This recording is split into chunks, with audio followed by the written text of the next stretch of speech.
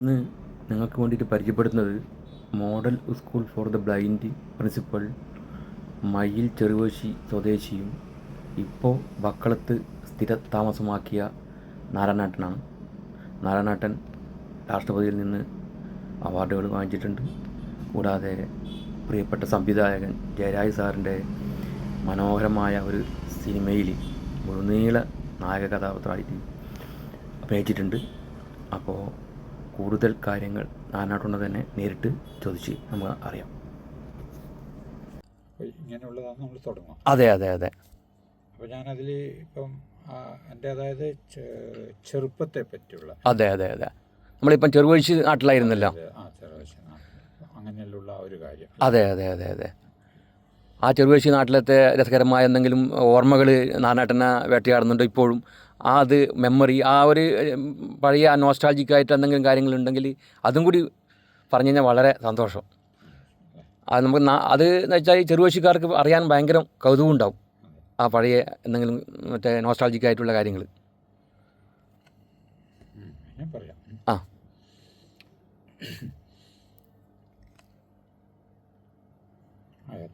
ആ തുടങ്ങിക്കോ സ്റ്റാർട്ടായി. എന്നെ ചെറുവഴിക്കാർക്കൊക്കെ അറിയാം. എൻ്റെ പേര് CB നാരായണൻ. അപ്പോൾ പണ്ട് കാലത്ത്, അതായത് എനിക്ക് 3-ാമത്തെ വയസ്സിലാണ് എൻ്റെ കാഴ്ച നഷ്ടപ്പെടുന്നത്. അപ്പോൾ അന്നത്തെ നമ്മളെ നാടെന്ന് പറഞ്ഞാൽ വളരെ ഒരു റിമോട്ട് വില്ലേജാണ് മയ്യിൽ എന്ന് പറഞ്ഞാൽ. അപ്പോൾ അവിടെ ആ ഒരു കാലഘട്ടത്തിൽ, അതായത് ഒരു 1960 കാലഘട്ടത്തിൽ കാഴ്ച പരിമിതിയുള്ള ഒരു കുട്ടി ജനിക്കുക എന്ന് പറഞ്ഞാൽ അവന് മറ്റ് സാധ്യതകളൊന്നുമില്ല. കാരണം കാഴ്ചയില്ലാത്തവർക്ക് പഠിക്കാൻ കഴിയില്ല എന്നാണ് പൊതുവെയുള്ളൊരു വിശ്വാസം. അവർക്കൊന്നും ചെയ്യാൻ കഴിയില്ല എന്നുള്ളതാണൊരു വിശ്വാസം.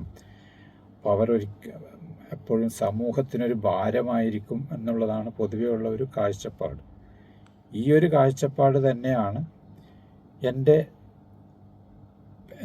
മാതാപിതാക്കളൊക്കെ കരുതിപ്പോകുന്നത്. കാര്യം അവർക്ക് അതിനെപ്പറ്റി വലിയൊരു അറിവൊന്നും ഉണ്ടായിരുന്നില്ല.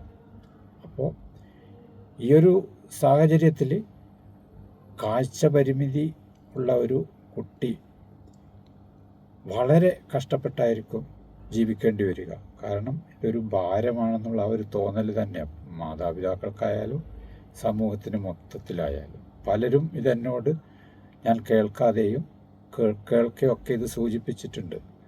പിന്നെ കാഴ്ചയില്ലാത്ത ഒരാൾ ജീവിക്കുന്നതിനേക്കാളും ഭേദം അത് മരിച്ചു പോകുന്നതായിരുന്നുള്ള ആ ഒരു ധാരണയാണ് പൊതുവിലുണ്ടായിരുന്നത്. എന്ന് വെച്ചാൽ ഒരു അൺവാണ്ടഡ് ചൈൽഡായിട്ടാണ് നമ്മൾ കരുതിപ്പോകുന്നത്. അപ്പോൾ ഈ ഒരു സിറ്റുവേഷനിലാണ് ഞാൻ വളരുന്നത്.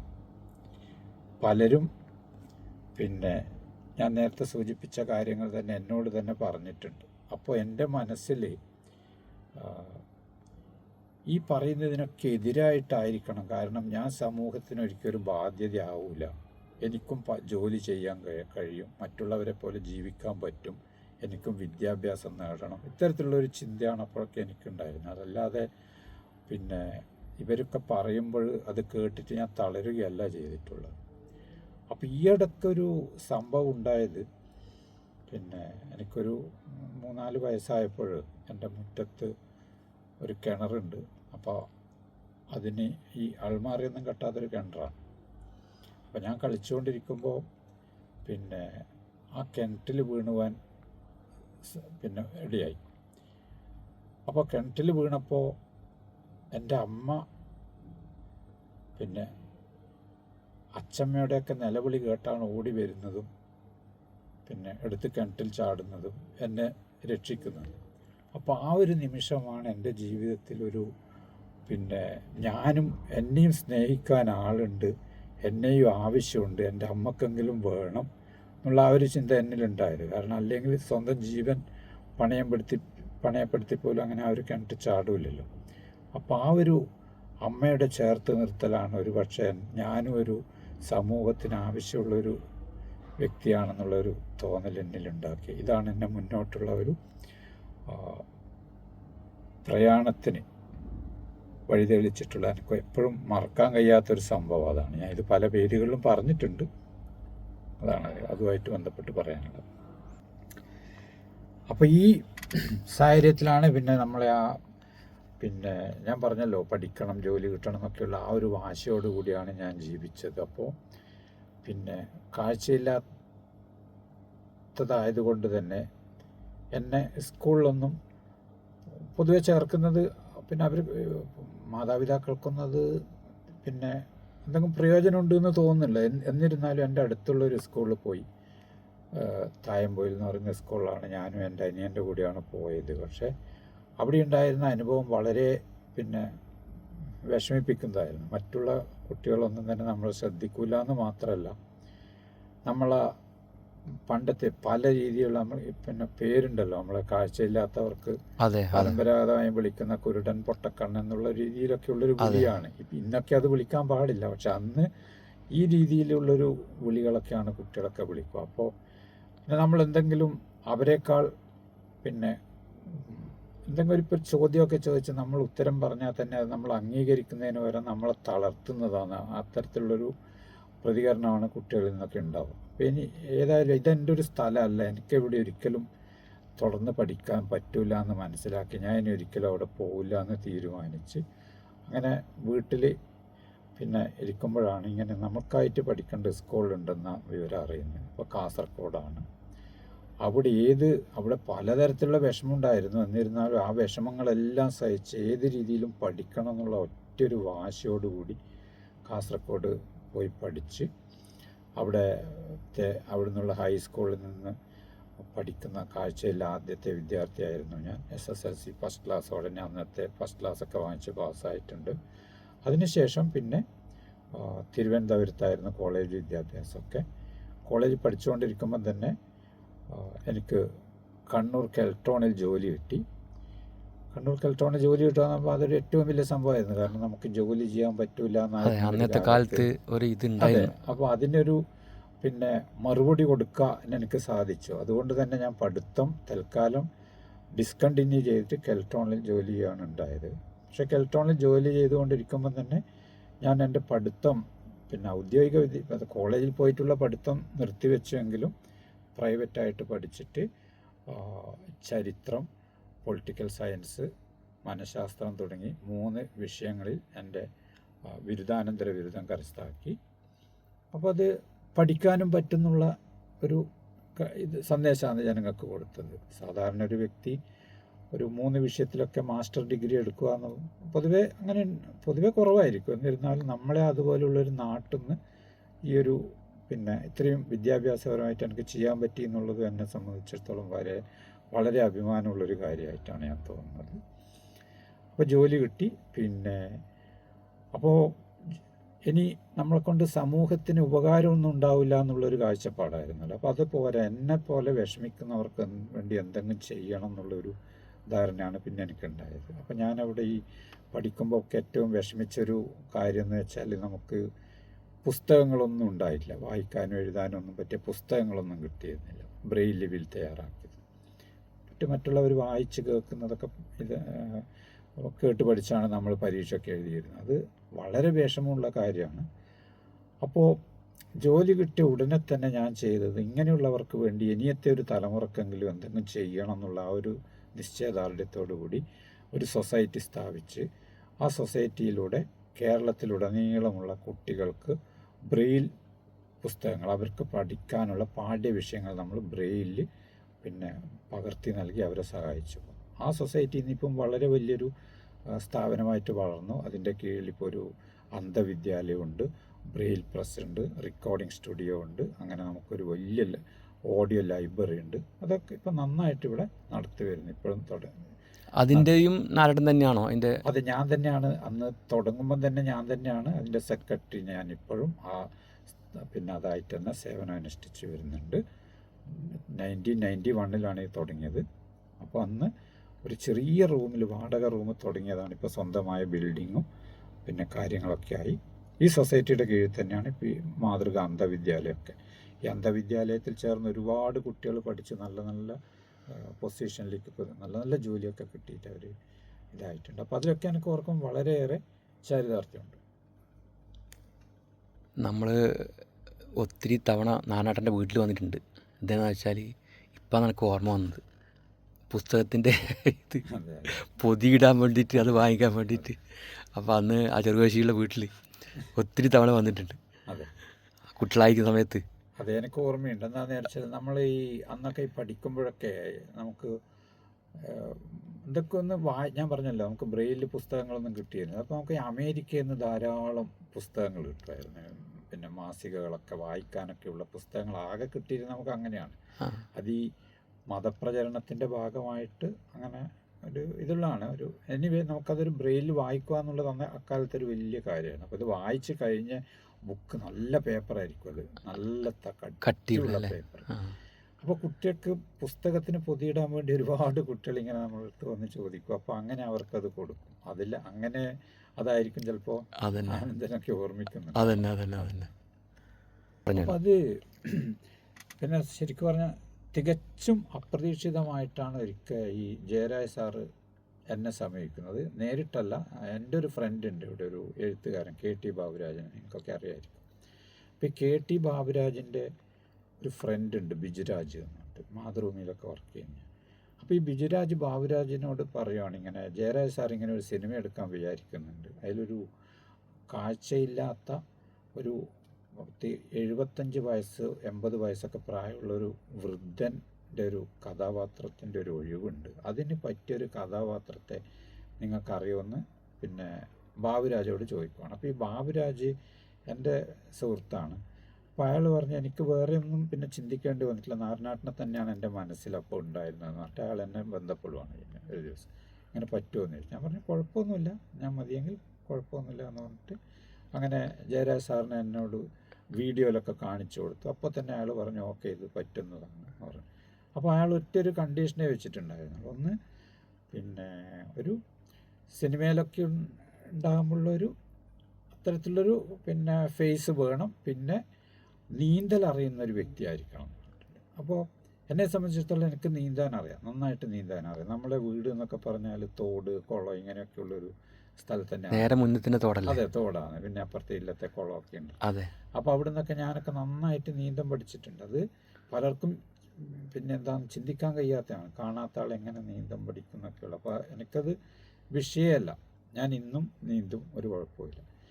അപ്പോൾ ജയരാജ് സാറിനെ സംബന്ധിച്ചിടത്തോളം നീന്താൻ അറിയുന്നൊരു വ്യക്തി പിന്നെ ഒന്നും അങ്ങനെ ഇതുണ്ടായില്ല. അപ്പോൾ തന്നെ അത് സെലക്ട് ചെയ്തു.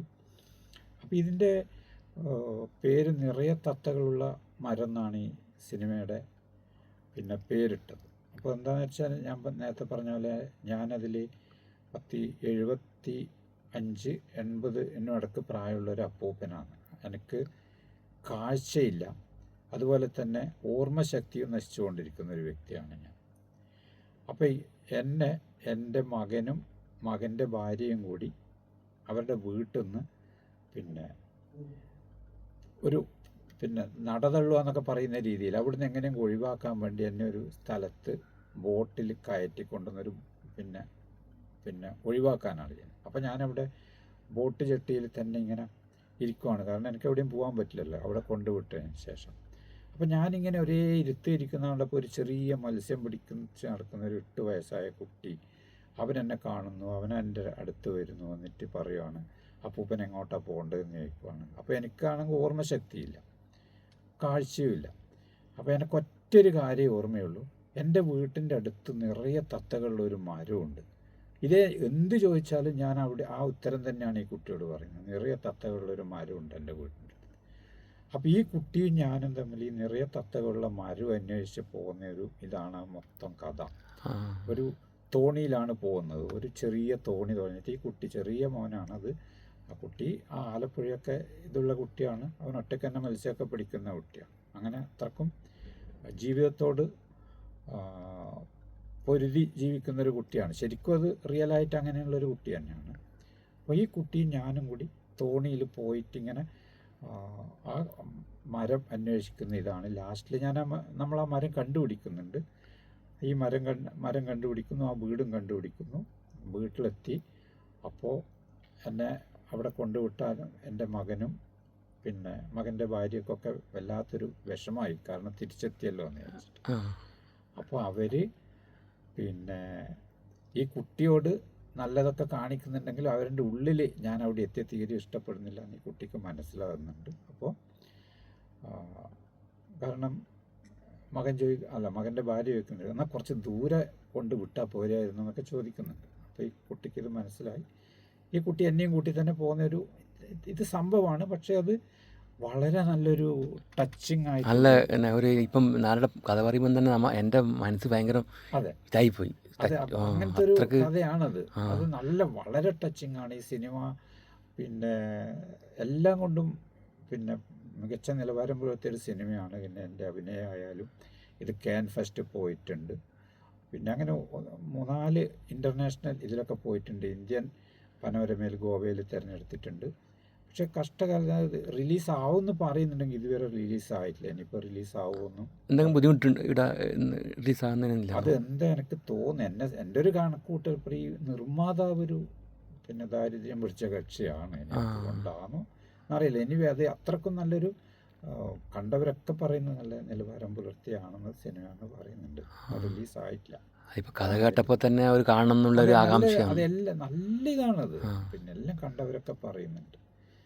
എനിവേ ഞാനത് യൂട്യൂബിലെങ്കിലും പിന്നെ ഇതാക്കണ്ടേ. ഇപ്പോഴത്തെ കാലത്ത് നാനാട്ട യൂട്യൂബിൽ ഇട്ട് കഴിഞ്ഞാൽ ആൾക്കാരെല്ലാം കാണുന്നതാണ്. അതെ, ഞാൻ അതിനു വേണ്ടിയിട്ടുള്ള ശ്രമം നടത്തുന്നുണ്ട്. അതെ അതെ അതെ. അപ്പോൾ അത് ഇതിന് ശേഷം നാരായണേട്ടൻ ഈ ജയരാജ് സാറുമായിട്ട് ബന്ധപ്പെട്ടിട്ടുണ്ട്. ജയരാജ് സാറുമായിട്ട് ഞാൻ ഇപ്പോഴും കോണ്ടാക്ട് ഉണ്ടല്ലേ? നമ്മൾ എൻ്റെ വീട്ടിലൊക്കെ വന്നിട്ടുണ്ട്.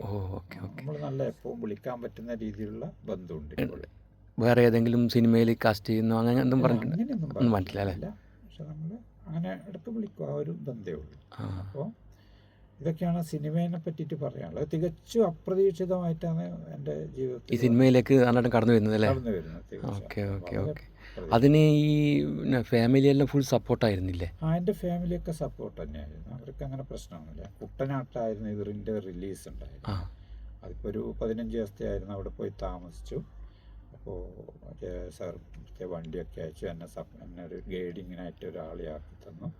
അതൊന്നും ഒരു പ്രയാസമൊന്നും ഉണ്ടായില്ല. അവിടെ താമസിക്കുന്ന സമയത്ത് ഈ സിനിമാ ഫീൽഡുമായിട്ട് ബന്ധപ്പെടുന്ന സമയത്ത് നാരായണേട്ടന് എന്തെങ്കിലും ഒരു ഓർമ്മിക്കാൻ പറ്റിയ ഒരു മറക്കാൻ പറ്റാതെ എന്തെങ്കിലും സംഭവം ഉണ്ടായിട്ടുണ്ട്? അതെന്താണെന്ന് വെച്ചാൽ പിന്നെ ഞാൻ പറഞ്ഞല്ലോ, ഒരു 8 വയസ്സായ കുട്ടിയും ഞാനുമാണ് തോണിയിലേക്ക് ഇങ്ങനെ പോവുക.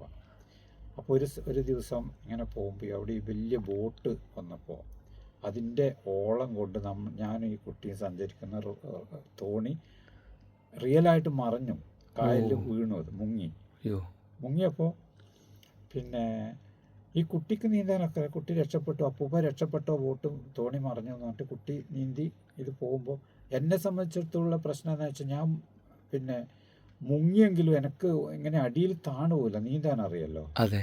അപ്പോൾ ഞാനിങ്ങനെ പിന്നെ വെള്ളത്തിൽ തന്നെ ഇങ്ങനെ പൊങ്ങി നിൽക്കാൻ എനിക്ക് പറ്റും, മുങ്ങിപ്പോകൊന്നുമില്ല. പക്ഷേ എങ്ങോട്ടാണ് ഞാൻ നീന്തി പോകേണ്ടതെന്നുള്ള ഡയറക്ഷൻ എനിക്കറിയില്ല, കാണുന്നില്ലല്ലോ കര എങ്ങോട്ടാണ്. അതെ അതെ അതെ അതെ. അതായിരുന്നു എന്നെ സംബന്ധിച്ചിടത്തോളം പ്രശ്നം. അപ്പോൾ തന്നെ റെസ്ക്യൂ ടീമൊക്കെ എത്തി. അത് ശരിക്കും നടന്ന സംഭവമായിരുന്നു. ഞാൻ മൊത്തം മുങ്ങി, നമുക്ക് നിലയില്ലാത്ത അത്രയും വലിയ കായലല്ലേ. അതെ അതെ അതെ. അപ്പോൾ മുങ്ങി. പക്ഷെ ഒരു രസം പോലെ തോന്നില്ല, കാരണം എനിക്ക് മുങ്ങി ഞാൻ മരിക്കൂല, പിന്നെ ഒഴുക്കൊന്നുമില്ല. അതെ. അപ്പോൾ അതുകൊണ്ട് തന്നെ അങ്ങനെയുള്ള പ്രശ്നങ്ങളൊന്നും ഉണ്ടായിട്ടില്ല. പക്ഷേ അതാണിപ്പോൾ എനിക്ക് തോന്നി, ജയരാജ് സാറ് പറഞ്ഞല്ലോ നീന്ത അറിയണമെന്ന് പറഞ്ഞല്ലോ, അതെ അതെ അതെ, അതാണെന്ന് എനിക്ക് തോന്നി.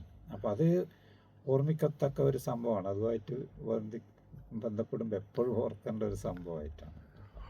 ഇപ്പോൾ ആ കുട്ടിയായിട്ട് എന്നെ ഇടയ്ക്ക് വിളിക്കലുണ്ട് അല്ലേ? ഓക്കെ. കുട്ടിയെ വിളിക്കാറുണ്ട്. ഓ ഓക്കെ ഓക്കെ. പോയി എന്നാലും പറഞ്ഞത് അത് എങ്ങനെയാണ്, ആരുമായിട്ട് എന്താണ്? ഇപ്പോൾ എന്ന് വെച്ചാൽ ഞാൻ ആദ്യം തന്നെ പറഞ്ഞല്ലോ, എനിക്ക് ഈ ചലഞ്ച് ഏറ്റെടുക്കുക എന്നുള്ളൊരു എന്താ എൻ്റെ രക്തത്തിൽ അലിഞ്ഞൊരിതായിരിക്കും. ഇപ്പം പലരും പറഞ്ഞു ഈ പളനി മലക്ക് പോയാൽ ഭയങ്കര പാടാണ്, ഒരുപാട് സ്റ്റെപ്സൊക്കെ കയറാനുണ്ട്, നിങ്ങളുമാരുള്ളവർക്കൊന്നും പറ്റില്ല എന്ന് ഞാൻ പലരും ചോദിച്ചവരൊക്കെ പറഞ്ഞു. അപ്പോൾ അങ്ങനെ പറയുമ്പോൾ എനിക്ക് തോന്നി അതെന്ത് നടന്നുകൂടി. അപ്പോൾ എനിക്കൊന്ന് വേണമല്ലോ എന്ന് വെച്ചാൽ ഞാൻ ആദ്യം പഴനി മലക്ക് പോയി. അത് കഴിഞ്ഞ വർഷമാണ് പോയത്. കൂടെ എൻ്റെ ഒരു ഗൈഡ് ഉണ്ടായിരുന്നു, പയ്യന്നൂരിലൊരു ഗൈഡ്. അപ്പോൾ ഒരു കുഴപ്പം ഉണ്ടായിട്ടില്ല, കാരണം എൻ്റെ കൈ പിടിക്കാൻ ഒരാൾ കിട്ടിയാൽ എനിക്ക് പിന്നെ പ്രശ്നങ്ങളൊന്നുമില്ല. അപ്പോൾ സുഖമായിട്ട് കയറി. അത് ഇറങ്ങുമ്പോഴായിരുന്നു കുറച്ച് വിഷമം. എന്താണെന്ന് വെച്ചാൽ ഈ സ്റ്റെപ്പൊന്നും ഇപ്പോൾ അതിൻ്റെ ഡിസ്റ്റൻസ് ഒന്നും കറക്റ്റ് ആയിരിക്കില്ല. നമ്മൾ ഇത്ര ഇങ്ങനെ ഒരു ഡിസ്റ്റൻസ് കറക്റ്റായിട്ട് കുറച്ച് സ്റ്റെപ്പിന് കുറേ അധികം നടന്നിട്ടല്ലേ ഇറങ്ങേണ്ടി വരും. അപ്പോൾ നമുക്കതൊരു ലെവൽ കിട്ടില്ല. ഇപ്പോൾ നേർക്ക് സ്റ്റെപ്പാണെങ്കിൽ നമുക്ക് കയറാം. അപ്പോൾ ഇറങ്ങുമ്പോഴായിരുന്നു കുറച്ച് വിഷമമുണ്ടായിരുന്നു. അപ്പോഴാണ് എനിക്ക് ഇനി എല്ലാവരും പറയുന്നൊരിതാണ്, ഈ ശബരിമലക്ക് ഭയങ്കര പാടാണ് കയറാനെല്ലാം, ഒരുവിധാക്കൊന്നും പറ്റൂല എന്നിങ്ങനെ പറഞ്ഞ് അപ്പോഴും എൻ്റെ മനസ്സിലൊരു എന്തുകൊണ്ട് പറ്റൂല, നമുക്ക് കാഴ്ചക്കല്ലേ പ്രശ്നമുള്ളൂ, നമ്മളൊരു നല്ല ഗൈഡിനെ കിട്ടിയെങ്കിൽ പിന്നെ എന്തുകൊണ്ട് നമുക്ക് ചെയ്തുകൂടാ. അപ്പോൾ ഈ ഒരു ചിന്ത എൻ്റെ മനസ്സിൽ ഇങ്ങനെ ഉണ്ടായി. അപ്പോൾ എനിക്ക് പറ്റിയ ഒരു ഗൈഡിനെ കിട്ടുവാണെങ്കിൽ ഞാൻ കയറും എന്നുള്ളൊരു പിന്നെ ഇതിലാണ് നിൽക്കുന്നുണ്ടായത്. അപ്പോഴാണ് പിന്നെ ശരിക്കും പറഞ്ഞാൽ ഒരു വിശ്വാസിയൊക്കെ ആണെങ്കിൽ വിശ്വസിക്കുക നല്ല. എൻ്റെ ഒരു ഫ്രണ്ട് ഉണ്ട് ഇവിടെ, ഈ നിഫ്റ്റിൽ വർക്ക് ചെയ്യുന്ന ഒരു പ്രൊഫസറാണ്, തിരുവനന്തപുരമുള്ള ആളാണ്, ഇവിടെ വാടക നിൽക്കുന്നത്. അപ്പോൾ അയാൾ ഇങ്ങനെ പോകുന്നു, പിന്നെ എന്നോട് പറഞ്ഞിങ്ങനെ ഞാൻ ശബരിമലക്ക് പോകുന്നുണ്ട്, ഇത്രാം തീയതി പോകുന്നുണ്ട്. അപ്പോൾ ഞാൻ അയാളോട് ചോദിച്ചു, ഞാൻ കൂടെ വരുന്നതിൽ സാറിന് എന്തെങ്കിലും പ്രശ്നമുണ്ടോ എന്ന് ചോദിച്ചു. ശരിക്കും എന്നോട് ഫ്രാങ്കായിട്ട് പറയണമെന്ന് പറഞ്ഞു. അന്നേരം ആൾ എനിക്ക് പിന്നെ നാരനാട്ടം വരുന്നതിൽ ഒരു പ്രശ്നവുമില്ല, സന്തോഷമേ ഉള്ളൂ, ഇങ്ങനെയുള്ളൊരു ആളുകൂടെ പോകാൻ പറ്റുന്നുള്ള എനിക്ക് സന്തോഷമേ ഉള്ളൂ, ഒന്നുകൊണ്ടും പേടിക്കണ്ട, എല്ലാറ്റിനും ഞാൻ ഹെൽപ്പ് ചെയ്യാനുണ്ടെന്ന് പറഞ്ഞിട്ട് അയാൾ എൻ്റെ അടുത്ത് മുന്നോട്ട് വന്നു. അങ്ങനെ നമ്മൾ രണ്ടുപേരും മാലയൊക്കെ ഇട്ട്, അദ്ദേഹത്തിൻ്റെ കുട്ടിയും ഉണ്ടായിരുന്നു. അപ്പോൾ നമ്മൾ പിന്നെ അയാൾ പറഞ്ഞ പോലെ തന്നെ നമ്മൾ ഇവിടുന്ന് വിവേകാനന്ദ ട്രാവൽസിലാണ് പോയത്. അവിടെ ഇറങ്ങി പിന്നെ ഈ പമ്പയിൽ നിന്ന് ഏകദേശം ഒരു 6 കിലോമീറ്റർ കയറ്റമുണ്ട്, അതുപോലെ 6 കിലോമീറ്റർ ഇറക്കമുണ്ട്. അത് പിന്നെ നമ്മൾ കെട്ടൊക്കെ എടുത്തിട്ട് തന്നെ സാധാരണ പോലെ തന്നെ നമ്മളിവിടെ തളാപ്പിൽ നിന്നാണ് കെട്ട് നിറച്ചത്. അപ്പോൾ കെട്ടൊക്കെ നിറച്ച് പോയി.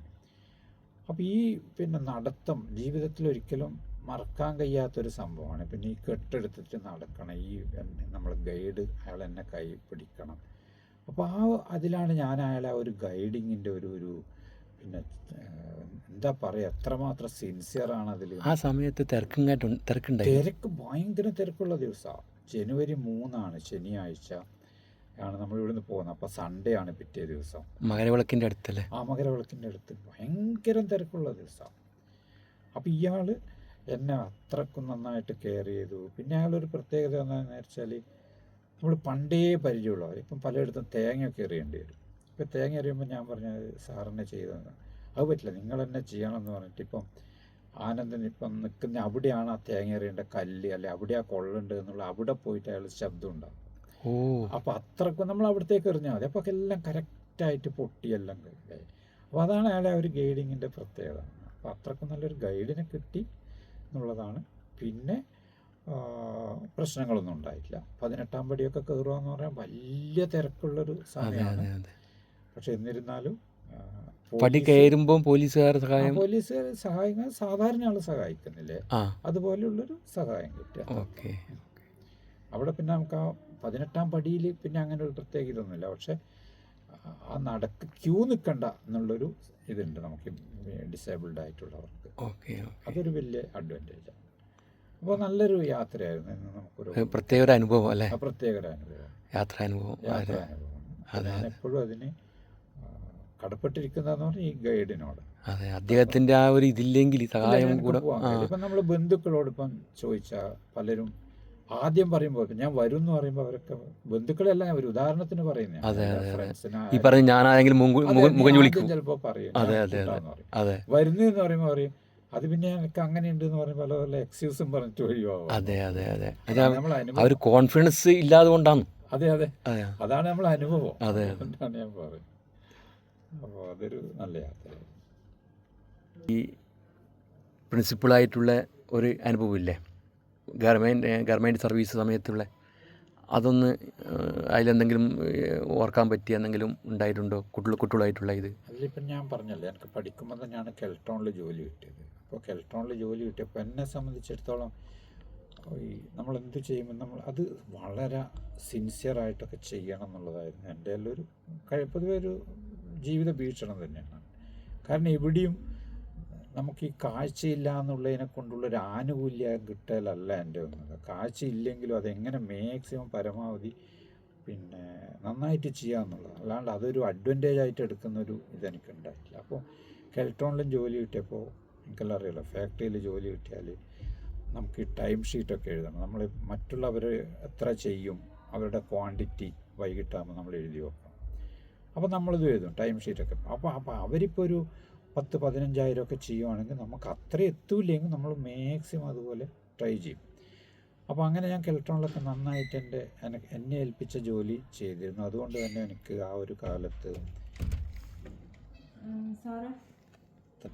അപ്പോൾ ഈ സാറ് ഈ കെൽട്രോണിൽ വർക്ക് ചെയ്തുകൊണ്ടിരിക്കുമ്പോൾ തന്നെ, നാനായിട്ട് വർക്ക് ചെയ്തുകൊണ്ടിരിക്കുമ്പോൾ തന്നെ ഈ സീനിയോറിറ്റി ഉള്ള ഓഫീസിനെടുക്കുന്ന എങ്ങനെയായിരുന്നു പെരുമാറ്റം? ഈ അവരെ സ്നേഹവാത്സല്യത്തിൻ്റെ ഇത് എന്തെങ്കിലും? സീനിയോറിറ്റിയുള്ള പിന്നെ അവരുടെ ഇതിൽ ആദ്യമൊക്കെ അവരിങ്ങനെ കാഴ്ചയില്ലാത്തവരെ എടുക്കാനൊക്കെ കുറേ വിസമ്മതിച്ചിരുന്നു. പക്ഷേ അന്ന് ഇതിൻ്റെ ചെയർമാനായിട്ടുണ്ടായിരുന്ന KPP നമ്പ്യാരാണ്. അപ്പോൾ KPP നമ്പ്യാർ എന്ന് പറഞ്ഞാൽ അയാളൊരു പൊതുവെ ഒരു ഹ്യൂമാനിറ്റേറിയൻ കൺസിഡറേഷനൊക്കെ ഉള്ള വ്യക്തിയാണ്. അതുകൊണ്ട് എന്തായാലും ഇങ്ങനെയുള്ള 2 പേർക്കങ്ങും ജോലി കൊടുക്കണം എന്നുള്ളൊരു ഇതായിരുന്നു. അപ്പോൾ അയാളുടെ ഒരു പ്രത്യേക നിബന്ധന ഉള്ളത് കൊണ്ട് തന്നെ പിന്നെ ഈ ഓഫീസർമാരെല്ലാം വളരെ നന്നായിട്ട് തന്നെയാണ് എന്നോടും പെരുമാറിയിരുന്നത്.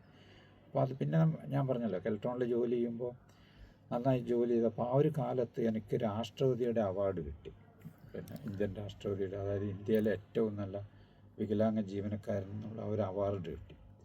ഈ അവാർഡ് കിട്ടിയപ്പോൾ പിന്നെ കമ്പനിയിലൊക്കെ ഭയങ്കര ഒരു പ്രത്യേക കാഴ്ചപ്പാടാണ് അതിന് ശേഷമൊക്കെ ഉണ്ടായത്. അപ്പോൾ അത് പിന്നെ അവിടെ മാത്രമല്ല, ഇപ്പം നമ്മളെ നാട്ടിലായാൽ പോലും ഒരു കാലത്ത് നമ്മളെയൊന്നും അങ്ങനെ ഇങ്ങനെ ഒരു കുട്ടി ഉണ്ടായാൽ പൊതുവെ അവരെ പിന്നെ പരിചയപ്പെടുത്താൻ ആൾക്കാർക്ക് താല്പര്യം ഉണ്ടാവില്ല. കുട്ടി വീട്ടിലുണ്ട് എന്ന് പറയുന്നവർക്കൊക്കെ ഒരു കുറവായിട്ടാണ് തോന്നുക പൊതുവെ. പക്ഷെ ഞാനിപ്പോൾ സ്കൂളിൽ പോയി എനിക്കെല്ലാ സപ്പോർട്ടും എൻ്റെ ഫാമിലിയിൽ നിന്ന് എല്ലാവരും ഉണ്ടായിരുന്നു. ഇപ്പോൾ ഏട്ടനായാലും അനിയനായാലും അല്ല, അവരുടെ സപ്പോർട്ട് കൊണ്ടാണ് എനിക്കിങ്ങനെ വളരാൻ പറ്റിയത്. ഞാൻ ഇന്നെന്തായിട്ടുണ്ടോ അതാവാൻ പറ്റിയത് അവരുടെ സപ്പോർട്ടാണ് എൻ്റെ പ്രധാന കാരണം. അപ്പോൾ ഇതൊക്കെ ആയപ്പോൾ തന്നെ നമുക്ക് പൊതുവെ നാട്ടിൽ തന്നെ ഒരു ഇത് വന്നു. അത് ഞാൻ പറഞ്ഞല്ലോ, എന്നെ ഇങ്ങനെ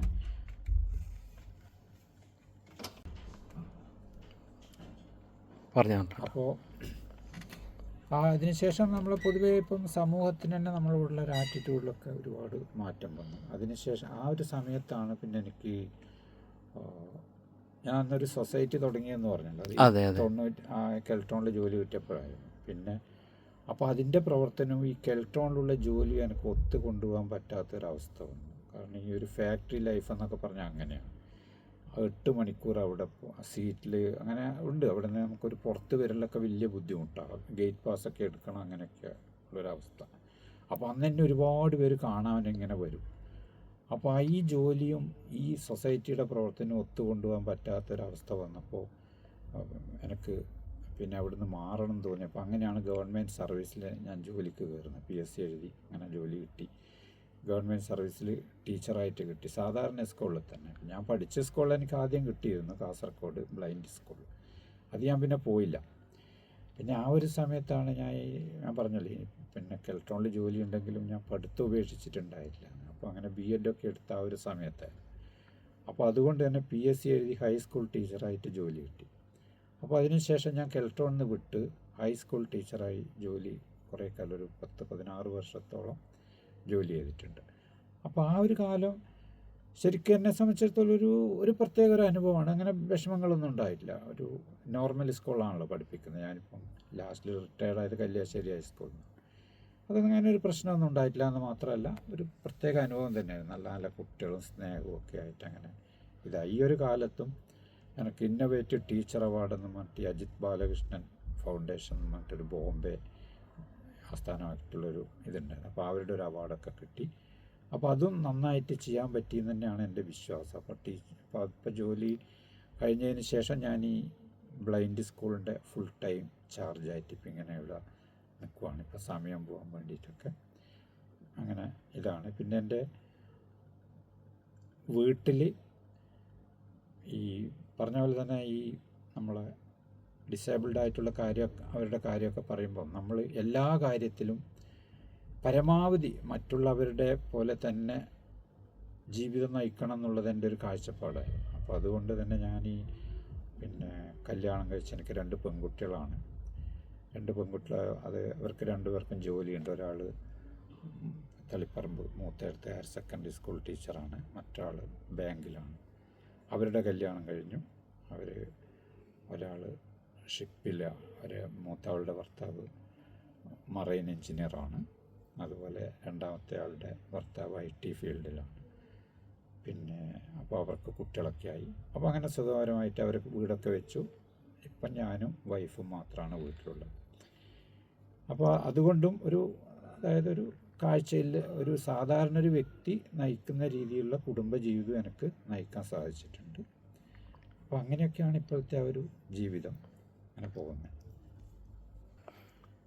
പൂർണ്ണമായിട്ടും കടപ്പാടെന്ന് പറഞ്ഞാൽ ഒന്നാമത് എൻ്റെ കുടുംബത്തോടെ, ഞാൻ നേരത്തെ പറഞ്ഞല്ലോ, എൻ്റെ വീട്ടുകാരുടെ ആ ഒരു സപ്പോർട്ടാണ്. അതായത് അച്ഛൻ, അമ്മ, അതുപോലെ ഏട്ടന്മാരുടെ കുട്ടികൾ, അനിയൻ, ഇങ്ങനെ എല്ലാവരും എനിക്ക് ഫുൾ സപ്പോർട്ടാണ്. അപ്പോൾ അവരോടാണ് എൻ്റെ ഫസ്റ്റ് കടപ്പാടുന്നത്. പിന്നെ ഞാൻ ഇത് പറയും, നമ്മളെ ഈ പണ്ട് കാലത്തൊക്കെ ഈ അരിയിൽ എഴുതിക്കുക എന്ന് പറഞ്ഞൊരു ഇതുണ്ടായിരുന്നല്ലോ, അതുണ്ട്.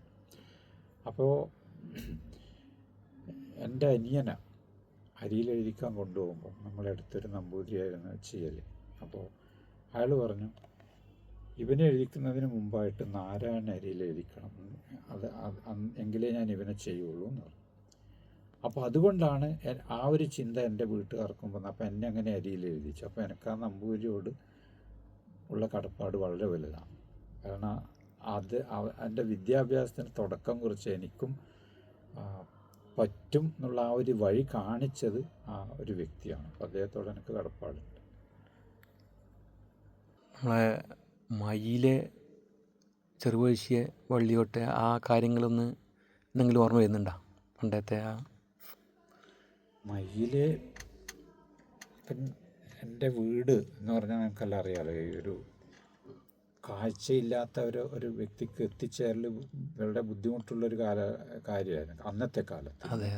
റോഡും ഒന്നും ഇല്ലാത്ത സ്ഥിതിയിൽ അവിടെ കടൂർ മുക്കിൽ ഇറങ്ങിയിട്ട് അവിടുന്ന് വീട്ടിലെത്തുക എന്ന് പറഞ്ഞാൽ വലിയ കഷ്ടപ്പാടായിരുന്നു. അവിടെ വരമ്പത്ത് കൂടിയുള്ള നടത്തം വളരെ കഷ്ടപ്പാട്. അപ്പോൾ അതുകൊണ്ടാണ് ഞാനിവിടെ ഈ റോഡ് സൈഡിൽ തന്നെ കുറച്ച് സ്ഥലമാക്കിയിട്ട് ഇവിടെ വീടൊക്കെ വെച്ചത്. അപ്പോൾ അതുകൊണ്ട് ഒരു മൊബിലിറ്റിയുടെ പ്രശ്നം ഒരു പരിധി വരെ എനിക്ക് പരിഹരിക്കാൻ സാധിച്ചിട്ടുണ്ട്. പിന്നെ അന്ന് ചെറുപ്പത്തിൽ, അതായത് ഞാൻ നാട്ടിൽ നിൽക്കുന്ന ആ ഒരു കാലത്ത് ഇങ്ങനത്തെ ഒരു സ്ഥലമാണെങ്കിൽ പോലും പരമാവധി സ്ഥലത്ത് ഞാൻ ഒറ്റയ്ക്ക് തന്നെ പരമാവധി സ്ഥലത്ത് കഴിയുന്ന രീതിയിൽ ഞാൻ വീണിട്ടും പൊട്ടിയിട്ടൊക്കെ അങ്ങനെ എല്ലായാലും ഞാൻ എത്തിച്ചേരാറുണ്ട്. ഒരുപക്ഷെ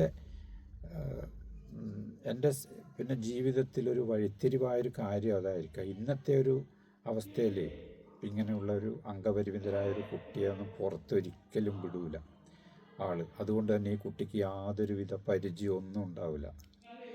പക്ഷേ എൻ്റെ ഒരു കേസിൽ അതല്ല. ഇപ്പം എൻ്റെ അമ്മയായാലും എല്ലാവരും ഒരു പ്രത്യേക കെയർ എന്നിലുണ്ടെങ്കിലും അവരെന്നെ എല്ലാറ്റിനും സാധാരണ കുട്ടികളെ മാതിരി തന്നെ അവരെ ഇവിടെ വിടുമായിരുന്നു. പോയി വരുമെന്ന് അറിയായിരുന്നു അല്ലേ? അങ്ങനെ പോയി വരും എന്നുള്ളൊരു ധൈര്യമുണ്ട്, സാധാരണ കുട്ടികളെ മാതിരി വിടും. അതുകൊണ്ട് തന്നെ ഇപ്പം ഞാൻ പറഞ്ഞല്ലോ, നീന്തൽ പഠിക്കാനായാലും മരത്തുമ്മ കയറാനായാലും ഇപ്പം അങ്ങനെയുള്ള സാധാരണ കുട്ടികളൊരു വ്യത്യാസമില്ലാതെ അവരെന്നെ അങ്ങ് വിട്ടത് കൊണ്ട് തന്നെ എനിക്ക് ആ ഒരു വലിയൊരു ഗുണം ഉണ്ടായിട്ടുണ്ട്. നമ്മളെ മാതിരിയുള്ളൊരു നാട്ടിൽ ജീവിച്ച് ആ ഒരു ഭൂപ്രദേശത്ത് ഇങ്ങനെ നടക്കാനും ഇതൊക്കെ പറ്റിയത് എൻ്റെ ജീവിതത്തിൽ വലിയൊരു സംഭവം തന്നെയാണ്.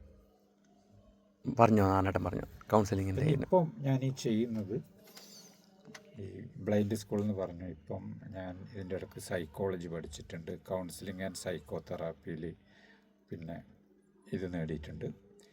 അപ്പോൾ ഇത് എന്നെ സംബന്ധിച്ചിടത്തോളം വളരെ ഒരു സാറ്റിസ്ഫാക്ഷൻ നൽകുന്ന ഒരു ഫീൽഡാണ്. ഇവിടെ ഇപ്പം പലരും കൗൺസിലിങ്ങിനായിട്ട് വരുന്നുണ്ട്. ഇപ്പോഴത്തെ നമുക്കറിയാമല്ലോ മനുഷ്യ മനസ്സ്. പക്ഷേ ഇതുവരെ അറിയില്ലായിരുന്നു കേട്ടോ. എന്നോട് ഒത്തിരി പേര് ചോദിച്ചിട്ടുണ്ട് കാരണം കേട്ടോ, കൗൺസിലിങ്ങിന് ആരെങ്കിലും ഉണ്ടോയെന്ന്. അപ്പോൾ ഞാൻ ഇത് പുതിയൊരു അറിവാണ് ശരിക്കും പറഞ്ഞു. Sir thank you. കാരണം വെച്ചാൽ പറഞ്ഞു കൊടുക്കാമല്ലോ ആരെങ്കിലും എനിക്ക് ചോദിക്കുവാണെങ്കിൽ. എൻ്റെ അടുത്ത് ഒരുപാട് പേര്. അപ്പോൾ ഈ മനുഷ്യ മനസ്സ് എന്ന് പറഞ്ഞാൽ നമുക്കറിയാം. ഇപ്പോൾ നമുക്ക് അതറിയില്ല, പലപ്പോഴും മേലെ ഇങ്ങനെ നല്ല പ്രശാന്തമൊക്കെ ആയിരിക്കുമെങ്കിൽ ഉള്ളിലെപ്പോഴും ഇങ്ങനെ കടൽ പോലെയാണ്. പല പല പ്രശ്നങ്ങൾ കൊണ്ട് ഇതാവുമായിരിക്കും. ഇപ്പം നമ്മൾ പറയുന്നില്ല, പല വലിയ വലിയ ആൾക്കാരും പെട്ടെന്ന് സൂയിസൈഡ് ചെയ്യുന്നതും. അപ്പോൾ അതൊക്കെ അവരുടെ മനസ്സിൽ എത്രമാത്രം ഇതുള്ള ഇതുകൊണ്ടാണെന്ന് നമുക്കറിയാം. അപ്പോൾ അങ്ങനെയുള്ള പലരുമാണ് ഇപ്പോൾ എന്നെ എടുത്ത് സമീപിക്കുന്നത്. വരുമ്പോൾ ഇവിടെ ആത്മഹത്യ ചെയ്യണമെന്നുള്ള ഉറച്ച തീരുമാനം എടുത്തിട്ടൊക്കെയാണ് പലരും വരുന്നത്. അപ്പോൾ അവരൊക്കെ ഇവിടുന്ന് പോകുമ്പം വളരെ ഹാപ്പി ആയിട്ടാണ് പോകുന്നത് എന്ന് പറയാൻ എനിക്ക് വളരെ സന്തോഷമുണ്ട്. അപ്പോൾ അവർക്കെല്ലാം നമ്മളെ കൊണ്ട് ഒരുപാട് ഉപകാരമുണ്ട്. ഒരാളെങ്കിലും ജീവിതത്തിൽ നമുക്ക് രക്ഷിക്കാൻ പറ്റുന്നുണ്ടെങ്കിൽ അത് അത്രക്കും സന്തോഷമല്ലേ. അപ്പോൾ എൻ്റെ അടുത്ത് ഇപ്പം പലരും ഇവിടെ വരുന്നുണ്ട്, അപ്പോൾ കൗൺസിലിംഗ് ചെയ്യുന്നുണ്ട്. പിന്നെ അതിൻ്റെ ഗുണം അങ്ങനെ വന്നു പോയിട്ടുള്ളവരോട് നിങ്ങൾക്ക് നേരിട്ട് ചോദിച്ചാൽ അവർ മനസ്സിലാകുന്നതായിരിക്കും നല്ലത്. പിന്നെ ഞാൻ തന്നെ എന്നെപ്പറ്റി അങ്ങനെ പറയുന്നതിൽ അർത്ഥമില്ല. അപ്പോൾ എൻ്റെ അഭിപ്രായത്തിൽ എനിക്ക് വളരെ സാറ്റിസ്ഫാക്ഷൻ കിട്ടുന്നൊരു ഒരു മേഖലയാണ്. ഇപ്പം നിങ്ങളുടെ ആ ഒരു ശബ്ദം കേട്ടിട്ടും പിന്നെ അത് നിങ്ങളുടെ പോലെ ആ ഒരു സ്പർശനത്തിലൂടെയൊക്കെയാണ് നിങ്ങളുടെ മനസ്സ് ഞാൻ വായിക്കുന്നത്. അപ്പോൾ ഇവിടെയും ഞാൻ ഒരു ബ്ലൈൻഡ്നെസ് എന്ന് പറഞ്ഞാൽ ഒരു പോസിറ്റീവായിട്ടാണ് എടുക്കുന്നത്. കാരണം സാധാരണ ഒരു ഇങ്ങനെ ഒരു ആൾ വന്നു കഴിഞ്ഞാൽ കാഴ്ചയുള്ള ഒരാളോടാണ് പറയുന്നതെങ്കിൽ അവർക്ക് പലപ്പോഴും അതിൻ്റെ വിഷമം ഉണ്ടാകും. കാര്യം അവരുടെ മുഖത്ത് നോക്കി സംസാരിക്കേണ്ടി വരുന്നുണ്ട്. ഇപ്പോൾ എന്നെ സംബന്ധിച്ചിടത്തോളം എൻ്റെ മുഖത്ത് നോക്കി സംസാരിക്കേണ്ട എന്നുള്ളത് കൊണ്ട് തന്നെ എൻ്റെ അടുത്തിരിക്കുന്ന ക്ലയൻറ്റ് എല്ലാ കാര്യവും വളരെ തുറന്ന് എന്നോട് സംസാരിക്കും. അങ്ങനെ ഒരു അഡ്വാൻറ്റേജ് ആയിട്ടാണ് ഞാനതിനെ എടുക്കുന്നത്. അപ്പോൾ അതുകൊണ്ട് തന്നെ വളരെ ഇതായിട്ട് ചെയ്യാൻ പറ്റുന്നൊരു മേഖലയാണ് ഇപ്പം കൗൺസിലിങ്ങും ഈ സ്കൂളിൻ്റെ നോക്കി നടത്തുക എല്ലാം കൊണ്ട് ഞാനിപ്പോഴും ജോലി ചെയ്യുന്നതിനെ ഉള്ള സമയത്തേക്കാളും ബിസിയാണ് ഇപ്പോൾ എൻ്റെ ജീവിതം. അത് ഏറ്റവും നന്നായിട്ട് ഒരു തോന്നുവാണ്. കാരണം ഒരിക്കലും റിട്ടയർമെൻറ്റ് ലൈഫ് എന്ന് പറഞ്ഞിട്ടൊന്ന് ആഗ്രഹിക്കാത്തൊരു വ്യക്തിയാണ് ഞാൻ. എപ്പോഴും ലൈഫ് ആക്റ്റീവായിരിക്കണം, എൻഗേജഡായി. അത് ഞാൻ അതിൻ്റെ സുഖവും അനുഭവിക്കുന്നുണ്ട്. വെറുതെ ഇരിക്കുമ്പോഴാണ് ടെൻഷനും അതൊക്കെ ടെൻഷൻ. ഇപ്പം നമ്മളെ സംബന്ധിച്ചിടത്തോളം അതില്ല. എന്തായാലും വളരെ നന്ദി. പിന്നെ ഞാനേട്ടാ ഇത്തിരി സമയം ചിലവഴിക്കാൻ പറ്റി. പുതിയ പഴയ കാര്യങ്ങൾ ഒത്തിരി ഓർക്കാനും പറ്റി. ഇതുവരെ അറിയാത്ത കാര്യങ്ങൾ നോസ്റ്റാൾജിക്കായിട്ടുള്ള. എന്തായാലും താങ്ക് യു. ഓക്കെ, വേറെ ഒന്നും പറയാനില്ല. അതെ കെൽട്രോണിൽ ജോലി കിട്ടിയപ്പോഴായിരുന്നു. പിന്നെ അപ്പോൾ അതിൻ്റെ പ്രവർത്തനവും ഈ കെൽട്രോണിലുള്ള ജോലി എനിക്ക് ഒത്തു കൊണ്ടുപോകാൻ പറ്റാത്തൊരവസ്ഥ വന്നു. കാരണം ഈ ഒരു ഫാക്ടറി ലൈഫ് എന്നൊക്കെ പറഞ്ഞാൽ അങ്ങനെയാണ്. 8 മണിക്കൂർ അവിടെ സീറ്റിൽ അങ്ങനെ ഉണ്ട്. അവിടെ നിന്ന് നമുക്കൊരു പുറത്ത് വരലൊക്കെ വലിയ ബുദ്ധിമുട്ടാണ്. ഗേറ്റ് പാസ്സൊക്കെ എടുക്കണം, അങ്ങനെയൊക്കെ ഉള്ളൊരവസ്ഥ. അപ്പോൾ അന്ന് തന്നെ ഒരുപാട് പേര് കാണാൻ ഇങ്ങനെ വരും. അപ്പോൾ ഈ ജോലിയും ഈ സൊസൈറ്റിയുടെ പ്രവർത്തനവും ഒത്തുകൊണ്ടുപോകാൻ പറ്റാത്തൊരവസ്ഥ വന്നപ്പോൾ എനിക്ക് പിന്നെ അവിടുന്ന് മാറണം തോന്നി. അപ്പോൾ അങ്ങനെയാണ് ഗവൺമെൻറ് സർവീസിൽ ഞാൻ ജോലിക്ക് കയറുന്നത്. PSC എഴുതി അങ്ങനെ ജോലി കിട്ടി. ഗവൺമെൻറ് സർവീസിൽ ടീച്ചറായിട്ട് കിട്ടി, സാധാരണ സ്കൂളിൽ തന്നെ. ഞാൻ പഠിച്ച സ്കൂളിൽ എനിക്ക് ആദ്യം കിട്ടിയിരുന്നു, കാസർഗോഡ് ബ്ലൈൻഡ് സ്കൂൾ. അത് ഞാൻ പിന്നെ പോയില്ല. പിന്നെ ആ ഒരു സമയത്താണ് ഞാൻ പറഞ്ഞല്ലേ, പിന്നെ കെൽട്രോണിൽ ജോലി ഉണ്ടെങ്കിലും ഞാൻ പഠിത്തം ഉപേക്ഷിച്ചിട്ടുണ്ടായില്ല. അപ്പോൾ അങ്ങനെ B.Ed ഒക്കെ എടുത്ത ആ ഒരു സമയത്തായിരുന്നു. അപ്പോൾ അതുകൊണ്ട് തന്നെ PSC എഴുതി ഹൈസ്കൂൾ ടീച്ചറായിട്ട് ജോലി കിട്ടി. അപ്പോൾ അതിനുശേഷം ഞാൻ കെൽട്രോണിൽ നിന്ന് വിട്ട് ഹൈസ്കൂൾ ടീച്ചറായി ജോലി കുറേ കാലം, ഒരു 10-16 വർഷത്തോളം ജോലി ചെയ്തിട്ടുണ്ട്. അപ്പോൾ ആ ഒരു കാലം ശരിക്കും എന്നെ സംബന്ധിച്ചിടത്തോളം ഒരു പ്രത്യേക ഒരു അനുഭവമാണ്. അങ്ങനെ വിഷമങ്ങളൊന്നും ഉണ്ടായിട്ടില്ല. ഒരു നോർമൽ സ്കൂളാണല്ലോ പഠിപ്പിക്കുന്നത്. ഞാനിപ്പം ലാസ്റ്റിൽ റിട്ടയർഡായത് കല്യാശ്ശേരി ഹൈസ്കൂളിൽ നിന്ന്. അതൊന്നും അങ്ങനെ ഒരു പ്രശ്നമൊന്നും ഉണ്ടായിട്ടില്ല എന്ന് മാത്രമല്ല, ഒരു പ്രത്യേക അനുഭവം തന്നെയായിരുന്നു. നല്ല നല്ല കുട്ടികളും സ്നേഹവും ഒക്കെ ആയിട്ട് അങ്ങനെ ഈ ഒരു കാലത്തും എനിക്ക് ഇന്നോവേറ്റീവ് ടീച്ചർ അവാർഡ് എന്ന് പറഞ്ഞിട്ട് അജിത് ബാലകൃഷ്ണൻ ഫൗണ്ടേഷൻ എന്ന് പറഞ്ഞിട്ടൊരു ബോംബെ ആസ്ഥാനമായിട്ടുള്ളൊരു ഇതുണ്ടായിരുന്നു. അപ്പോൾ അവരുടെ ഒരു അവാർഡൊക്കെ കിട്ടി. അപ്പോൾ അതും നന്നായിട്ട് ചെയ്യാൻ പറ്റിയെന്ന് തന്നെയാണ് എൻ്റെ വിശ്വാസം. അപ്പോൾ ജോലി കഴിഞ്ഞതിന് ശേഷം ഞാൻ ഈ ബ്ലൈൻഡ് സ്കൂളിൻ്റെ ഫുൾ ടൈം ചാർജായിട്ട് ഇപ്പം ഇങ്ങനെ ഇവിടെ നിൽക്കുവാണ്. ഇപ്പോൾ സമയം പോകാൻ വേണ്ടിയിട്ടൊക്കെ അങ്ങനെ ഇതാണ്. പിന്നെ എൻ്റെ വീട്ടിൽ ഈ പറഞ്ഞ പോലെ തന്നെ ഈ നമ്മളെ ഡിസേബിൾഡ് ആയിട്ടുള്ള അവരുടെ കാര്യമൊക്കെ പറയുമ്പോൾ നമ്മൾ എല്ലാ കാര്യത്തിലും പരമാവധി മറ്റുള്ളവരുടെ പോലെ തന്നെ ജീവിതം നയിക്കണം എന്നുള്ളത് എൻ്റെ ഒരു കാഴ്ചപ്പാടായിരുന്നു. അപ്പോൾ അതുകൊണ്ട് തന്നെ ഞാൻ പിന്നെ കല്യാണം കഴിച്ച് എനിക്ക് 2 പെൺകുട്ടികളാണ്. 2 പെൺകുട്ടികൾ, അവർക്ക് 2 പേർക്കും ജോലിയുണ്ട്. ഒരാൾ Taliparamba Moothedath higher secondary school ടീച്ചറാണ്, മറ്റൊരാൾ ബാങ്കിലാണ്. അവരുടെ കല്യാണം കഴിഞ്ഞു. അവർ ഒരാൾ ഷിപ്പില്ല, മൂത്തവളുടെ ഭർത്താവ് മറൈൻ എഞ്ചിനീയറാണ്. അതുപോലെ രണ്ടാമത്തെ ആളുടെ ഭർത്താവ് IT ഫീൽഡിലാണ്. പിന്നെ അപ്പോൾ അവർക്ക് കുട്ടികളൊക്കെ ആയി. അപ്പോൾ അങ്ങനെ സുഖകരമായിട്ട് അവർ വീടൊക്കെ വെച്ചു. ഇപ്പം ഞാനും വൈഫും മാത്രമാണ് വീട്ടിലുള്ളത്. അപ്പോൾ അതുകൊണ്ടും അതായത് ഒരു കാഴ്ചയിൽ ഒരു സാധാരണ ഒരു വ്യക്തി നയിക്കുന്ന രീതിയിലുള്ള കുടുംബജീവിതം എനിക്ക് നയിക്കാൻ സാധിച്ചിട്ടുണ്ട്. അപ്പോൾ അങ്ങനെയൊക്കെയാണ് ഇപ്പോഴത്തെ ആ ഒരു ജീവിതം അങ്ങനെ പോകുന്നത്. പൂർണ്ണമായിട്ടും കടപ്പാടെന്ന് പറഞ്ഞാൽ ഒന്നാമത് എൻ്റെ കുടുംബത്തോടുണ്ട്. ഞാൻ നേരത്തെ പറഞ്ഞല്ലോ, എൻ്റെ വീട്ടുകാരുടെ ആ ഒരു സപ്പോർട്ടാണ്. അതായത് അച്ഛൻ, അമ്മ, അതുപോലെ ഏട്ടന്മാരുടെ കുട്ടികൾ, അനിയൻ, ഇങ്ങനെ എല്ലാവരും എനിക്ക് ഫുൾ സപ്പോർട്ടാണ്. അപ്പോൾ അവരോടാണ് എൻ്റെ ഫസ്റ്റ് കടപ്പാടുന്നത്. പിന്നെ ഞാൻ ഇത് പറയും, നമ്മളെ ഈ പണ്ട് കാലത്തൊക്കെ ഈ അരിയിൽ എഴുതിക്കുക എന്ന് പറഞ്ഞൊരു ഇതുണ്ടായിരുന്നല്ലോ, അതുണ്ട്. അപ്പോൾ എൻ്റെ അനിയന അരിയിൽ എഴുതിക്കാൻ കൊണ്ടുപോകുമ്പോൾ നമ്മളെ അടുത്തൊരു നമ്പൂതിരിയായിരുന്നു ചെയ്യൽ. അപ്പോൾ അയാൾ പറഞ്ഞു, ഇവനെ എഴുതിക്കുന്നതിന് മുമ്പായിട്ട് നാരായണ അരിയിൽ എഴുതിക്കണം, എങ്കിലേ ഞാൻ ഇവനെ ചെയ്യുള്ളൂ എന്ന് പറഞ്ഞു. അപ്പോൾ അതുകൊണ്ടാണ് ആ ഒരു ചിന്ത എൻ്റെ വീട്ടുകാർക്കും വന്നത്. അപ്പോൾ എന്നെ അങ്ങനെ അരിയിൽ എഴുതിച്ചു. അപ്പോൾ എനിക്ക് ആ നമ്പൂതിരിയോട് ഉള്ള കടപ്പാട് വളരെ വലുതാണ്. കാരണം എൻ്റെ വിദ്യാഭ്യാസത്തിന് തുടക്കം കുറിച്ച് എനിക്കും പറ്റും എന്നുള്ള ആ ഒരു വഴി കാണിച്ചത് ആ ഒരു വ്യക്തിയാണ്. അപ്പോൾ അദ്ദേഹത്തോട് എനിക്ക് കടപ്പാടുണ്ട്. നമ്മളെ മയിലെ ചെറുപഴിശിയെ വള്ളിയോട്ടെ ആ കാര്യങ്ങളൊന്ന് എന്തെങ്കിലും ഓർമ്മ വരുന്നുണ്ടോ പണ്ടത്തെ? മയില് എൻ്റെ വീട് എന്ന് പറഞ്ഞാൽ നമുക്കെല്ലാം അറിയാമല്ലോ, ഈ ഒരു കാഴ്ചയില്ലാത്ത ഒരു വ്യക്തിക്ക് എത്തിച്ചേരൽ വളരെ ബുദ്ധിമുട്ടുള്ളൊരു കാര്യമായിരുന്നു അന്നത്തെ കാലത്ത്. റോഡും ഒന്നും ഇല്ലാത്ത സ്ഥിതിയിൽ അവിടെ കടൂർ മുക്കിൽ ഇറങ്ങിയിട്ട് അവിടുന്ന് വീട്ടിലെത്തുക എന്ന് പറഞ്ഞാൽ വലിയ കഷ്ടപ്പാടായിരുന്നു. അവിടെ വരമ്പത്ത് കൂടിയുള്ള നടത്തം വളരെ കഷ്ടപ്പാട്. അപ്പോൾ അതുകൊണ്ടാണ് ഞാനിവിടെ ഈ റോഡ് സൈഡിൽ തന്നെ കുറച്ച് സ്ഥലമാക്കിയിട്ട് ഇവിടെ വീടൊക്കെ വെച്ചത്. അപ്പോൾ അതുകൊണ്ട് ഒരു മൊബിലിറ്റിയുടെ പ്രശ്നം ഒരു പരിധി വരെ എനിക്ക് പരിഹരിക്കാൻ സാധിച്ചിട്ടുണ്ട്. പിന്നെ അന്ന് ചെറുപ്പത്തിൽ, അതായത് ഞാൻ നാട്ടിൽ നിൽക്കുന്ന ആ ഒരു കാലത്ത് ഇങ്ങനത്തെ ഒരു സ്ഥലമാണെങ്കിൽ പോലും പരമാവധി സ്ഥലത്ത് ഞാൻ ഒറ്റയ്ക്ക് തന്നെ പരമാവധി സ്ഥലത്ത് കഴിയുന്ന രീതിയിൽ ഞാൻ വീണിട്ടും പൊട്ടിയിട്ടൊക്കെ അങ്ങനെ എല്ലായാലും ഞാൻ എത്തിച്ചേരാറുണ്ട്. ഒരുപക്ഷെ എൻ്റെ പിന്നെ ജീവിതത്തിലൊരു വഴിത്തിരിവായൊരു കാര്യം അതായിരിക്കാം. ഇന്നത്തെ ഒരു അവസ്ഥയിൽ ഇങ്ങനെയുള്ളൊരു അംഗപരിമിതരായൊരു കുട്ടിയൊന്നും പുറത്തൊരിക്കലും വിടൂല ആൾ. അതുകൊണ്ട് തന്നെ ഈ കുട്ടിക്ക് യാതൊരുവിധ പരിചയമൊന്നും ഉണ്ടാവില്ല. പക്ഷേ എൻ്റെ ഒരു കേസിൽ അതല്ല. ഇപ്പം എൻ്റെ അമ്മയായാലും എല്ലാവരും ഒരു പ്രത്യേക കെയർ എന്നിലുണ്ടെങ്കിലും അവരെന്നെ എല്ലാറ്റിനും സാധാരണ കുട്ടികളെ മാതിരി തന്നെ അവരെ ഇവിടെ വിടുമായിരുന്നു. പോയി വരുമെന്നും അറിയായിരുന്നു അല്ലേ? അങ്ങനെ പോയി വരും എന്നുള്ളൊരു ധൈര്യമുണ്ട്, സാധാരണ കുട്ടികളെ മാതിരി വിടും. അതുകൊണ്ട് തന്നെ ഇപ്പം ഞാൻ പറഞ്ഞല്ലോ, നീന്തൽ പഠിക്കാനായാലും മരത്തുമ്മ കയറാനായാലും ഇപ്പം അങ്ങനെയുള്ള സാധാരണ കുട്ടികളൊരു വ്യത്യാസമില്ലാതെ അവരെന്നെ അങ്ങ് വിട്ടത് കൊണ്ട് തന്നെ എനിക്ക് ആ ഒരു വലിയൊരു ഗുണം ഉണ്ടായിട്ടുണ്ട്. നമ്മളെ മാതിരിയുള്ളൊരു നാട്ടിൽ ജീവിച്ച് ആ ഒരു ഭൂപ്രദേശത്ത് ഇങ്ങനെ നടക്കാനും ഇതൊക്കെ പറ്റിയത് എൻ്റെ ജീവിതത്തിൽ വലിയൊരു സംഭവം തന്നെയാണ്. കൗൺസിലിങ്ങിൻ്റെ ഇപ്പം ഞാൻ ഈ ചെയ്യുന്നത് ഈ ബ്ലൈൻഡ് സ്കൂൾ എന്ന് പറഞ്ഞു. ഇപ്പം ഞാൻ ഇതിൻ്റെ ഇടയ്ക്ക് സൈക്കോളജി പഠിച്ചിട്ടുണ്ട്. കൗൺസിലിംഗ് ആൻഡ് സൈക്കോ തെറാപ്പിയിൽ പിന്നെ ഇത് നേടിയിട്ടുണ്ട്. അപ്പോൾ ഇത് പിന്നെ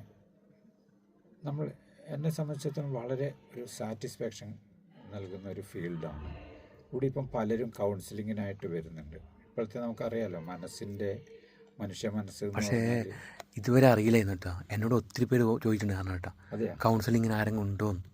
അപ്പോൾ ഞാൻ ഇത് പുതിയൊരു അറിവാന്ന് ശരിക്കും പറഞ്ഞു. Sir thank you. കാരണം വെച്ചാൽ പറഞ്ഞു കൊടുക്കാമല്ലോ ആരെങ്കിലും എനിക്ക് ചോദിക്കുവാണെങ്കിൽ. എൻ്റെ അടുത്ത് ഒരുപാട് പേര്. അപ്പോൾ ഈ മനുഷ്യ മനസ്സ് എന്ന് പറഞ്ഞാൽ നമുക്കറിയാം. ഇപ്പം നമുക്ക് അതറിയില്ല, പലപ്പോഴും മേലെ ഇങ്ങനെ നല്ല പ്രശാന്തമൊക്കെ ആയിരിക്കുമെങ്കിൽ ഉള്ളിലെപ്പോഴും ഇങ്ങനെ കടൽ പോലെയാണ്. പല പല പ്രശ്നങ്ങൾ കൊണ്ട് ഇതാവുമായിരിക്കും. ഇപ്പം നമ്മൾ പറയുന്നില്ല, പല വലിയ വലിയ ആൾക്കാരും പെട്ടെന്ന് സൂയിസൈഡ് ചെയ്യുന്നതും. അപ്പോൾ അതൊക്കെ അവരുടെ മനസ്സിൽ എത്രമാത്രം ഇതുകൊണ്ടാണെന്ന് നമുക്കറിയാം. അപ്പോൾ അങ്ങനെയുള്ള പലരുമാണ് ഇപ്പം എന്നെ എടുത്ത് സമീപിക്കുന്നത്. വരുമ്പോൾ ഇവിടെ ആത്മഹത്യ ചെയ്യണമെന്നുള്ള ഉറച്ച തീരുമാനം എടുത്തിട്ടൊക്കെയാണ് പലരും വരുന്നത്. ഓ അപ്പോൾ അവരൊക്കെ ഇവിടുന്ന് പോകുമ്പം വളരെ ഹാപ്പി ആയിട്ടാണ് പോകുന്നത് എന്ന് പറയാൻ എനിക്ക് വളരെ സന്തോഷമുണ്ട്. അപ്പോൾ അവർക്കെല്ലാം നമ്മളെ കൊണ്ട് ഒരുപാട് ഉപകാരമുണ്ട്. ഒരാളെങ്കിലും ജീവിതത്തിൽ നമുക്ക് രക്ഷിക്കാൻ പറ്റുന്നുണ്ടെങ്കിൽ അത് അത്രക്കും സന്തോഷമല്ലേ. അപ്പോൾ എൻ്റെ അടുത്ത് ഇപ്പം പലരും ഇവിടെ വരുന്നുണ്ട്, അപ്പോൾ കൗൺസിലിംഗ് ചെയ്യുന്നുണ്ട്. പിന്നെ അതിൻ്റെ ഗുണം അങ്ങനെ വന്നു പോയിട്ടുള്ളവരോട് നിങ്ങൾക്ക് നേരിട്ട് ചോദിച്ചാൽ അവർ മനസ്സിലാകുന്നതായിരിക്കും നല്ലത്. പിന്നെ ഞാൻ തന്നെ എന്നെപ്പറ്റി അങ്ങനെ പറയുന്നതിൽ അർത്ഥമില്ല. അപ്പോൾ എൻ്റെ അഭിപ്രായത്തിൽ എനിക്ക് വളരെ സാറ്റിസ്ഫാക്ഷൻ കിട്ടുന്നൊരു ഇതാണ്, ഒരു മേഖലയാണ്. ഇപ്പം നിങ്ങളുടെ ആ ഒരു ശബ്ദം കേട്ടിട്ടും പിന്നെ അത് നിങ്ങളുടെ പോലെ ആ ഒരു സ്പർശനത്തിലൂടെയൊക്കെയാണ് നിങ്ങളുടെ മനസ്സ് ഞാൻ വായിക്കുന്നത്. അപ്പോൾ ഇവിടെയും ഞാൻ ഒരു ബ്ലൈൻഡ്നെസ് എന്ന് പറഞ്ഞാൽ ഒരു പോസിറ്റീവായിട്ടാണ് എടുക്കുന്നത്. കാരണം സാധാരണ ഒരു ഇങ്ങനെ ഒരു ആൾ വന്നു കഴിഞ്ഞാൽ കാഴ്ചയുള്ള ഒരാളോടാണ് പറയുന്നതെങ്കിൽ അവർക്ക് പലപ്പോഴും അതിൻ്റെ വിഷമം ഉണ്ടാകും. കാര്യം അവരുടെ മുഖത്ത് നോക്കി സംസാരിക്കേണ്ടി വരുന്നുണ്ട്. ഇപ്പോൾ എന്നെ സംബന്ധിച്ചിടത്തോളം എൻ്റെ മുഖത്ത് നോക്കി സംസാരിക്കേണ്ട എന്നുള്ളത് കൊണ്ട് തന്നെ എൻ്റെ അടുത്തിരിക്കുന്ന ക്ലയൻറ്റ് എല്ലാ കാര്യം വളരെ തുറന്ന് എന്നോട് സംസാരിക്കും. അങ്ങനെ ഒരു അഡ്വാൻറ്റേജ് ആയിട്ടാണ് ഞാനതിനെ എടുക്കുന്നത്. അതെ അതെ അതെ അതെ. അപ്പോൾ അതുകൊണ്ട് തന്നെ വളരെ ഇതായിട്ട് ചെയ്യാൻ പറ്റുന്നൊരു മേഖലയാണ്. ഇപ്പം കൗൺസിലിങ്ങും ഈ സ്കൂളിൻ്റെ നോക്കി നടത്തുക എല്ലാം കൊണ്ട് ഞാനിപ്പോഴും ജോലി ചെയ്യുന്നതിനെ ഉള്ള സമയത്തേക്കാളും ബിസിയാണ് ഇപ്പോൾ എൻ്റെ ജീവിതം. അത് ഏറ്റവും നന്നായിട്ട് ഒരു തോന്നുവാണ്. കാരണം ഒരിക്കലും റിട്ടയർമെൻറ്റ് ലൈഫ് എന്ന് പറഞ്ഞിട്ടൊന്ന് ആഗ്രഹിക്കാത്തൊരു വ്യക്തിയാണ് ഞാൻ. എപ്പോഴും ലൈഫ് ആക്റ്റീവായിരിക്കണം, എൻഗേജ്ഡായി. അത് ഞാൻ അതിൻ്റെ സുഖവും അനുഭവിക്കുന്നുണ്ട്. വെറുതെ ഇരിക്കുമ്പോഴാണ് ടെൻഷനും അതൊക്കെ. വെറുതെ ഇരിക്കുമ്പോഴാണ് ടെൻഷൻ. ഇപ്പം നമ്മളെ സംബന്ധിച്ചിടത്തോളം അതില്ല.